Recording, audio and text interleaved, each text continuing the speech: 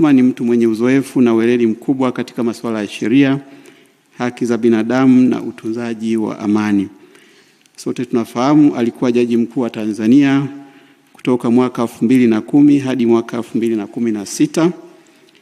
Ameteuliwa na makatibu wakuu wa Umoja wa Mataifa tangu 2017 mfululizo mpaka sasa kuongoza uchunguzi wa kifo cha katibu mkuu wa pili wa Umoja wa Mataifa kilichotokea Ndola, Zambia mwaka 1962. Ni mwenyekiti wa Tume Huru ya Kimataifa ya uchunguzi ya Baraza la Haki za Binadamu la Umoja wa Mataifa kuhusu Sudani. Pia aliwahi kuwa mwenyekiti wa Tume ya Kimataifa ya Baraza la Haki za Binadamu la Umoja wa Mataifa kuhusu Ethiopia.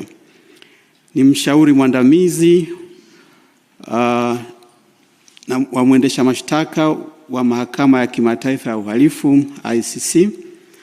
Alikuwa mwendesha mashtaka mkuu wa Timor Mashariki mwaka 2000, na kabla hapo alikuwa mkurugenzi wa mashtaka wa Mahakama ya Kimataifa ya Jinai ya Mauaji ya Rwanda.